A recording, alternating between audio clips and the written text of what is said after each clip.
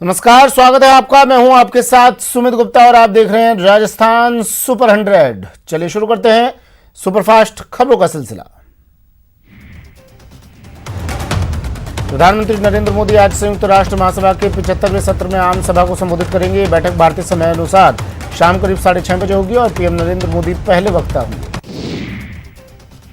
इससे पहले शुक्रवार को यूएन आम सभा को दिए संबोधन में पाकिस्तानी प्रधानमंत्री इमरान खान ने मर्यादा की सभी हदें लांघ दी।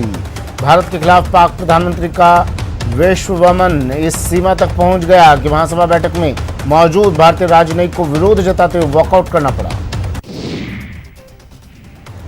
यूक्रेन में 28 लोगों को लेकर जा रहा सेना का विमान क्रैश हो गया। जानकारी के मुताबिक हादसे में मिलिट्री कैडेट समेत 22 लोग मारे गए, जबकि 4 लोग बुरी तरह से जख्मी हुए हैं। भारत और जापान के बीच आज उत्तरी अरब सागर में नौसैनिक अभ्यास शुरू होगा। यह नौसैनिक अभ्यास 28 सितंबर तक चलेगा। पिछली बार यह नौसैनिक अभ्यास अक्टूबर 2018 में विशाखापत्तनम में हुआ था। किसान आंदोलन के बीच प्रधानमंत्री नरेंद्र मोदी ने कहा है कि कुछ लोग राजनीतिक स्वार्थ की वजह से किसानों को भ्रमित कर रहे हैं। पीएम ने कहा कि किसानों से हमेशा झूठ बोलने वाले कुछ लोग अपने राजनीतिक स्वार्थ की वजह से किसानों को भ्रमित करने में लगे हैं। ये लोग अफवाहें फैला रहे हैं। कृषि बिल को लेकर सीएम गहलोत ने केंद्र सरकार पर जमकर हमला बोला है। सीएम ने कहा कि कृषि बिल किसान, व्यापारी और उपभोक्ता सभी के लिए नुकसानदायक है। इससे किसान की मुश्किल बढ़ेगी और मंडियां खत्म हो जाएंगी। कृषि बिल में एमएसपी को लेकर कांग्रेस प्रवक्ता रणदीप सुरजेवाला ने पीएम मोदी पर हमला बोला है। रणदीप ने कहा कि गुजरात के सीएम रहते नरेंद्र मोदी ने एमएसपी को कानूनी शब्द के रूप में शामिल करने को कहा था। पीएम बनते ही वो उससे पलट गए। यूपी के बाहुबली विधायक मुख्तार अंसारी के परिवार की मुश्किलें थमने का नाम नहीं ले रही हैं। मुख्तार के परिवार पर कानून का शिकंजा कसता ही जा रहा है। ताज़ा जानकारी के मुताबिक मुख्तार की पत्नी आफसा अंसारी और मुख्तार के 2 सालों सहित 5 के खिलाफ अवैध कब्जा करने के मामले में कार्रवाई करते हुए गैर जमानती वारंट जारी किया गया है। सीएम अशोक गहलोत ने शुक्रवार को डूंगरपुर के हालात पर चर्चा की। इस दौरान मंत्री अर्जुन बामणिया और डूंगरपुर जिले के विधायक मौजूद रहे। बैठक में आंदोलनकारियों को वार्ता की टेबल पर लाने की रणनीति पर चर्चा हुई। आज आंदोलनकारियों के प्रतिनिधियों की सरकार से वार्ता होनी है। पहले दौरे में उदयपुर में बातचीत होगी, इसके बाद जयपुर में भी वार्ता हो सकती है। इस बैठक के बाद सीएम गहलोत ने कानून व्यवस्था की समीक्षा की। सीएम गहलोत ने डीजीपी और वरिष्ठ पुलिस अफसरों से उपद्रव पर काबू पाने के निर्देश दिए। साथ ही सीएम ने हिंसा और आगजनी पर चिंता जताई। सीएम की बैठक में मंत्री अर्जुन बामणिया ने कहा कि हिंसा किसी मुद्दे का हल नहीं है। आज फिर वार्ता होगी, उम्मीद है हिंसा खत्म हो जाएगी। बीटीपी विधायक राजकुमार राउत ने कहा कि अभ्यर्थियों की मांग जायज है, लेकिन हिंसा ठीक नहीं है। कांग्रेस विधायक और यूथ कांग्रेस प्रदेशाध्यक्ष गणेश घोगरा ने कहा कि सरकार वार्ता को तैयार है और आंदोलनकारी शांति बनाए रखें। डूंगरपुर में जारी बवाल अभी तक खत्म नहीं हुआ है। इलाके में तनाव को देखते हुए धारा 144 के साथ ही इंटरनेट पर भी पाबंदी लगा दी गई है। नेशनल हाईवे 8 पर हंगामा करने वाले उपद्रवियों ने कई वाहनों में और पास के होटल्स में तोड़फोड़ की। डूंगरपुर उपद्रव मामले पर सीएम ने दुख जताया है। सीएम ने ट्वीट करते हुए लिखा कि हिंसक प्रदर्शन बेहद दुर्भाग्यपूर्ण, शांतिपूर्ण तरीके से प्रदर्शन हो। डूंगरपुर में जारी शिक्षक अभ्यर्थियों का हंगामा अब उदयपुर की ओर बढ़ने लगा है। शिक्षकों के खाली पड़े पदों को एसटी अभ्यर्थियों से भरने की मांग को लेकर हो रहे प्रदर्शन के अब दूसरे जिले में भी फैलने की आशंका है। सीएम अशोक गहलोत ने 2 साल से भी कम अवधि में 50% से ज्यादा घोषणा को पूरा करने का दावा किया। उन्होंने कहा कि 501 घोषणाओं में से 252 को पूरा कर दिया गया है और घोषणा पत्र के 173 वादे प्रक्रियाधीन है। सीएम ने शुक्रवार को कांग्रेस की जन घोषणा पत्र क्रियान्वयन समिति की बैठक में यह बात कही।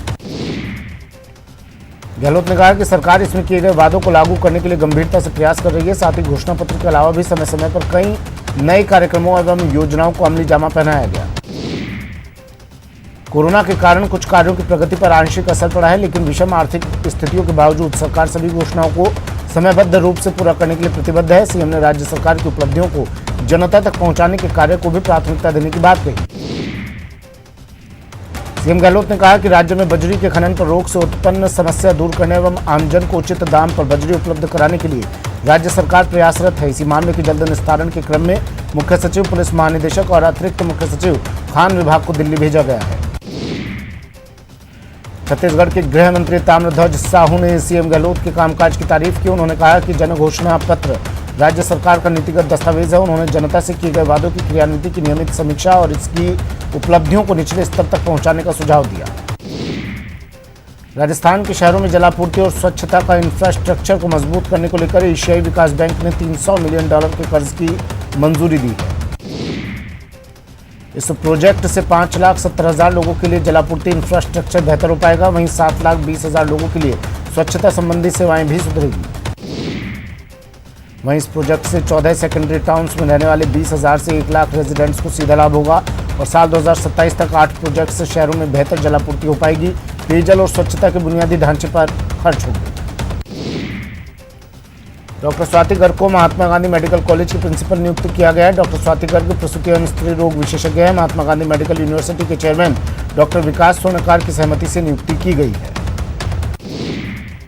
प्रेसिडेंट डॉक्टर सुधीर सचदेव ने निर्धारित चयन प्रक्रिया के तहत नियुक्ति पत्र जारी कर दिया। डॉक्टर गर्ग की नियुक्ति पर एमिरेट्स चेयरमैन डॉक्टर ML स्वर्णकार ने डॉक्टर स्वाति गर्ग को बधाई दी। डॉक्टर गर्ग कॉलेज के 7वीं तथा पहली महिला प्रिंसिपल हैं। पिछले 20 वर्षों से महात्मा गांधी अस्पताल में डॉक्टर स्वाति गर्ग सेवारत हैं। जयपुर के रिकॉग्नाइज्ड मेडिकल कॉलेज में पहली बार किसी महिला को प्रिंसिपल पद की जिम्मेदारी दी गई है। जालौर में भीनमाल पंचायत समिति की 21 ग्राम पंचायतों के तृतीय चरण में 6 अक्टूबर को होने वाले मतदान के लिए आज नामांकन होंगे। यहाँ 6 अक्टूबर को सुबह 7:30 बजे से शाम 5 बजे तक मतदान होगा और इसी दिन मतगणना होगी। सीकर की पिपराली पंचायत समिति में होने वाले चुनाव को लेकर उप जिला निर्वाचन अधिकारी जयप्रकाश नारायण ने कल्याण कॉलेज पहुंचकर तैयारियों का जायजा लिया। सुजानगढ़ में किसानों ने कृषि बिल के विरोध में रेलवे स्टेशन से रैली निकाली। ये रैली शहर से होते हुए उपखंड कार्यालय पर खत्म हुई। अखिल भारतीय किसान संघर्ष समन्वय समिति की सुजानगढ़ इकाई की ओर से आयोजित रैली में प्रदर्शनकारियों ने केंद्र और प्रदेश सरकार के खिलाफ जमकर नारेबाजी की। इन प्रदर्शनकारियों ने तीनों कृषि बिल को किसान विरोधी बताया और उसको तत्काल वापस लेने की मांग की। अपनी मांग को लेकर किसानों ने राष्ट्रपति के नाम ज्ञापन सौंपा। कोरोना से निपटने के लिए गहलोत सरकार ने ठोस कदम उठाए हैं। निजी अस्पतालों को 30% बेड कोरोना मरीजों के लिए रिजर्व रखने होंगे। चिकित्सा एवं स्वास्थ्य मंत्री डॉक्टर रघु शर्मा के निर्देश पर आदेश जारी हुए। आदेश में कहा गया है कि जयपुर, जोधपुर, कोटा और उदयपुर जिला मुख्यालय में ऐसे निजी अस्पताल अपने 30% बिस्तर अब कोरोना मरीजों के लिए रखने होंगे जिनकी बिस्तर की क्षमता 80 या इससे अधिक है। इसी तरह अजमेर और बीकानेर जिला मुख्यालय में 60 और इससे अधिक बिस्तरों की क्षमता वाले निजी अस्पतालों को अपने 30% बेड रखने होंगे। यह आदेश उन निजी अस्पतालों के लिए है जहां फिलहाल कोरोना संक्रमितों का इलाज नहीं होता। कोटा में चिकित्सा विभाग कोरोना के होम आइसोलेटेड मरीजों पर भी नजर बनाए हुए। विभाग ने ऐसे 30 मरीजों को दवाइयां उपलब्ध करवाई, जबकि 2 मरीजों की तबीयत बिगड़ने के बाद उन्हें हॉस्पिटल में भर्ती करवा दिया गया। सवाईमाधोपुर में कोरोना का कहर थमने का नाम नहीं ले रहा है। सवाईमाधोपुर जिले में एक बार फिर एक साथ 14 कोरोना संक्रमित रोगी पाए गए। सवाईमाधोपुर जिले में कोरोना संक्रमित रोगियों का आंकड़ा बढ़कर 1,149 हो गया। चिकित्सा विभाग कोरोना संक्रमित रोगियों के संपर्क में आने वाले लोगों की लगातार सैंपलिंग कार्य में जुटा है। जोधपुर शहर में कोरोना का कहर जारी है। इसके चलते कलेक्टर ने शनिवार और रविवार को 2 दिन के लिए लॉकडाउन कर रखा है। पुलिस ने बीती रात 10 बजे लॉकडाउन शुरू होने के बाद चौराहों पर नाकाबंदी कर दी। इस दौरान पुलिस ने अनावश्यक सड़कों पर घूम रहे लोगों के चालान काटे।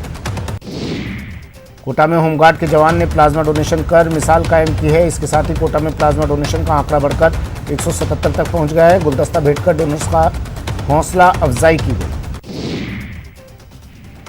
कोटा का चिकित्सा विभाग महामारी के साथ मौसमी बीमारी से लड़ने में जुटा हुआ है। शुक्रवार को 539 टीमों ने 8,594 घरों का सर्वे किया और 214 घरों में लार्वा मिलने पर उसे मौके पर ही नष्ट कर दिया। सवाईमाधोपुर में कोरोना का कहर थमने का नाम नहीं ले रहा है। सवाईमाधोपुर जिले में एक बार फिर से एक साथ 14 कोरोना संक्रमित रोगी पाए गए हैं। वैसे चलते सवाईमाधोपुर जिले में कोरोना संक्रमित रोगियों का आंकड़ा बढ़कर 1,149 हो गया है। अलवर में हो रहे पंचायत चुनाव में अवैध रूप से शराब की तस्करी की जा रही है। सरपंच चुनाव में प्रत्याशियों के द्वारा मतदाताओं को लुभाने के लिए अवैध रूप से नकली और हरियाणा से शराब तस्करी कर लाई जा रही है। जालौर में बजरी माफियाओं का आतंक थमने का नाम नहीं ले रहा है। ताजा मामले में आज भीनवाल शहर में बजरी से भरे बेकाबू ट्रैक्टर ने बच्चे को कुचल दिया। इस हादसे में बच्चे की मौत हो गई। इस घटना को लेकर गांव वालों में आक्रोश है और शव उठाने से उन्होंने इनकार कर दिया। गुस्साए गांव वालों ने चुंगी नाका दासपा सड़क मार्ग को जाम कर दिया। पुलिस और प्रशासन ने आक्रोशित लोगों को समझाने की कोशिश की। प्रदर्शनकारियों ने आरोपी की गिरफ्तारी की मांग की। झालावाड़ में बदमाशों के हौसले बुलंद हैं। कल देर शाम डग में स्मैक तस्करी के वारंटी को पकड़ने के लिए पुलिस टीम पर बदमाशों ने फायरिंग कर दी। इस फायरिंग में कांस्टेबल को गोली लग गई, जिसमें वो गंभीर रूप से घायल हो गया। जोधपुर पुलिस ने एक सटोरियो को गिरफ्तार किया है, जो आईपीएल पर सट्टा लगा रहा था। पुलिस की स्पेशल टीम ने नागौरी गेट थाना इलाके के मकान में देर रात दबिश दी, लेकिन कई सटोरिये भागने में कामयाब रहे। पुलिस के हाथ एक ही सटोरिया लगा। सीकर कोतवाली थाना पुलिस ने एक कार्रवाई करते हुए मोबाइल चोर को गिरफ्तार किया है। पुलिस से मिली जानकारी के मुताबिक एक नाम के एक व्यक्ति ने कोतवाली थाने में रिपोर्ट दर्ज करवाई थी कि वो तापड़िया बगीची इलाके से जब अपने घर जा रहा था तो दो युवकों ने उससे मोबाइल छीन लिया। जालोर की भीनमाल पुलिस ने 5 किलो गांजे के साथ 2 लोगों को गिरफ्तार किया। पुलिस ने इन लोगों के खिलाफ एनडीपीएस एक्ट के तहत मामला दर्ज कर जांच शुरू कर दी है। टोंक के पलाई गांव में शराब ठेके के केबिन में चोरी किया जाना चोरों को भारी पड़ गया है। 3 बार प्रयास करने पर भी चोर ताला नहीं तोड़ पाए। पुलिस ने मौका मुआयना किया है और चोरों की तलाश में जुट गई है। श्रीगंगानगर के सदर थाना क्षेत्र के गुरुद्वारा में एक नाबालिग बच्ची का विवाह प्रशासन ने रुकवाया। बाल कल्याण समिति और चाइल्ड लाइन ने मौके पर पहुंचकर बच्ची की उम्र के दस्तावेजों की जांच की तो उसकी उम्र महज 16 साल निकली। कोटा के बोरखेड़ा थाना पुलिस ने बड़ी कार्रवाई करते हुए 3 दिन से लापता 1 साल के मासूम बच्चे को दस्तयाब कर माता पिता के सुपुर्द कर दिया है। सवाई माधोपुर की कोतवाली थाना पुलिस ने कार्रवाई करते हुए अवैध हथियार सहित 2 लोगों को गिरफ्तार किया है। पुलिस ने आरोपियों के पास से एक अवैध देशी कट्टा और 5 जिंदा कारतूस बरामद किए हैं। कोटा में कोचिंग नगरी में बदमाशों के हौसले इस कदर बुलंद है कि अब खाकी पर भी फायरिंग की वारदात को अंजाम देकर फरार हुए हैं। तलवंडी के निजी स्कूल के पास बदमाशों ने एक कांस्टेबल पर फायरिंग कर दी। प्रतापगढ़ की छोटी सादड़ी थाना पुलिस ने अवैध डोडा चूरा परिवहन के मामले में लंबे समय से फरार चल रहे 2 आरोपियों को गिरफ्तार करने में सफलता हासिल की। श्रीगंगानगर की घमुड़वाली थाना क्षेत्र के गांव 3KK में संदिग्ध परिस्थितियों में बुजुर्ग महिला की हुई मौत मामले में पति को बुजुर्ग महिला की हत्या के आरोप में गिरफ्तार किया गया। दौसा के लालसोट थाना क्षेत्र के उगरियावास गांव में 6 सितंबर की रात को हुए राम कल्याण मीणा हत्याकांड का पुलिस ने खुलासा कर दिया।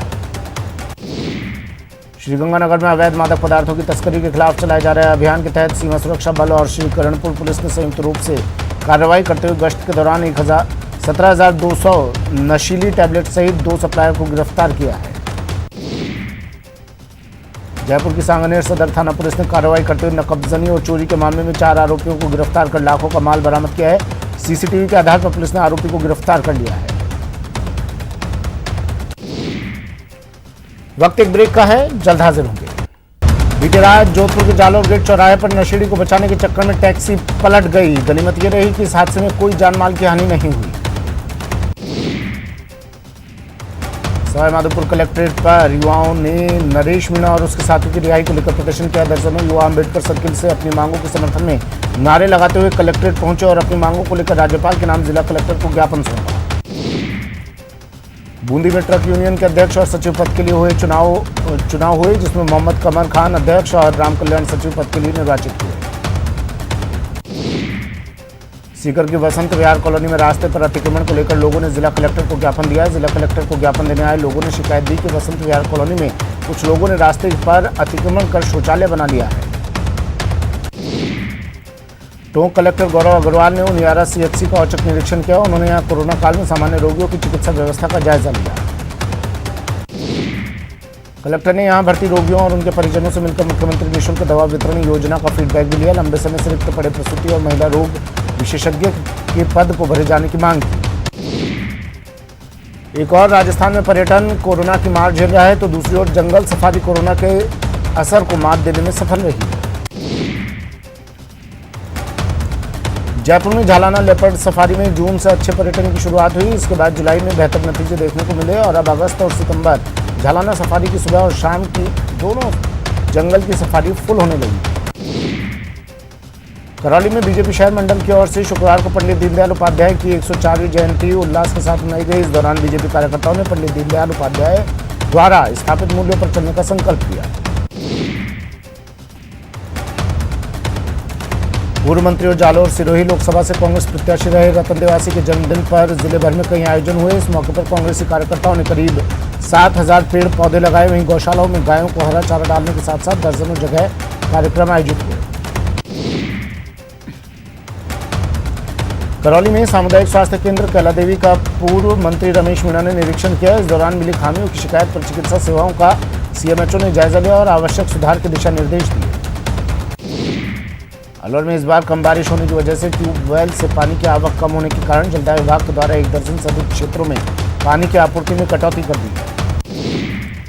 पोखरण में जिला कलेक्टर ने ब्लॉक स्तरीय अधिकारियों की बैठक ली और कई मुद्दों को लेकर चर्चा की। कलेक्टर ने उपखंड अधिकारियों और तहसीलदार से राजस्व कार्यों को लेकर विचार विमर्श किया।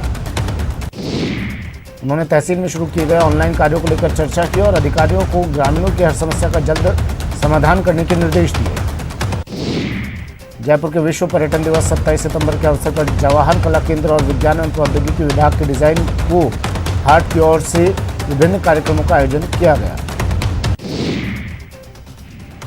इन कार्यक्रमों में आर्किटेक्चरल ड्राइंग ऑफ मॉन्यूमेंट्स पर ऑनलाइन लर्निंग क्लास के साथ interactive talk session, slogan writing प्रतियोगिता के विजेताओं की घोषणा और रोमांचक क्विज आदि शामिल है। कार्यक्रम की शुरुआत सुबह 11 बजे पब्लिक आर्ट पर एक इंटरैक्टिव टॉक के साथ हुई। करौली में विश्व फार्मासिस्ट दिवस के अवसर पर नवीन चिकित्सालय परिसर एमसीएच में रोगियों को मास्क और फल वितरित किए गए। राजस्थान फार्मासिस्ट कर्मचारी संघ की ओर से फल एवं मास्क वितरण के अवसर पर फार्मासिस्टों ने रोगियों को उचित समय पर और सही मात्रा में दवा लेने की सलाह दी। साथ ही कोरोना से बचाव के लिए कोरोना गाइडलाइन की पालना के लिए सोशल डिस्टेंसिंग की पालना करने की बात कही। अजमेर के आदर्श नगर थाना क्षेत्र के नया बड़गांव गांव में बना रेलवे पुल लोगों के लिए परेशानी का सबब बना हुआ है। पुल के नीचे पानी भरने से ग्रामीणों का आवागमन बाधित हो रहा है। भरतपुर के बिजली घर से कुम्हेर गेट तक के मुख्य बाजार में जगह जगह गड्ढे हो रहे हैं। करीब 3 किलोमीटर तक के बाजार में 100 से अधिक गड्ढे सड़कों के बीच बने हुए हैं। कृषि बिल को लेकर कांग्रेस द्वारा केंद्र सरकार के विरोध में छेड़ी गई मुहिम के तहत बीते शाम टोंक जिला मुख्यालय पर यूथ कांग्रेस द्वारा मशाल जुलूस निकाला गया। इस बिल को वापस नहीं लेने पर बड़े आंदोलन की चेतावनी दी गई। दुबई इंटरनेशनल स्टेडियम में खेले गए आईपीएल 2020 के 7वें मुकाबले में दिल्ली कैपिटल्स ने चेन्नई सुपर किंग्स को 44 रनों से हरा दिया। टॉस हारकर पहले बल्लेबाजी करने उतरी दिल्ली कैपिटल्स ने 20 ओवर में 3 विकेट खोकर 175 रन बनाए। जवाब में चेन्नई सुपर किंग्स की टीम 7 विकेट पर 131 रन ही बना सकी। इसी के साथ दिल्ली ने आईपीएल 2020 में लगातार दूसरी जीत दर्ज की। दीपिका पादुकोण की ड्रग्स केस में पेशी आज होगी। ड्रग्स कनेक्शन को लेकर एनसीबी आज दीपिका से सवाल पूछेगी। पहले अकेले दीपिका पादुकोण से पूछताछ होगी, फिर क्वान कंपनी के मैनेजर से आमना सामना उनका कराया जाएगा।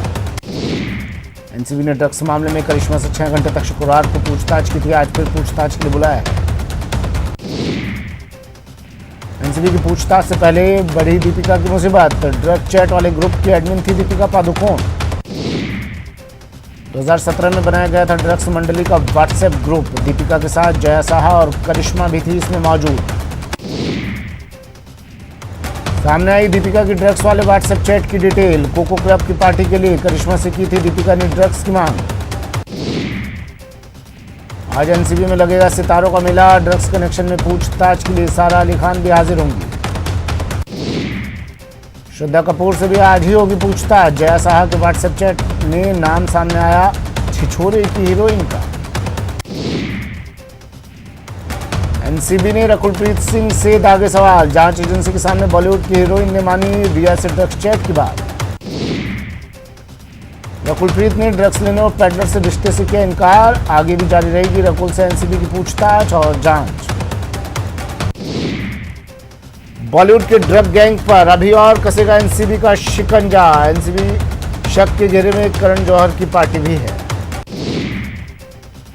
करण जौहर की पार्टी में शामिल सभी फिल्मी सितारों से हो सकती है पूछताछ। 27 जुलाई 2019 के जलसे में कोकीन इस्तेमाल होने का शक।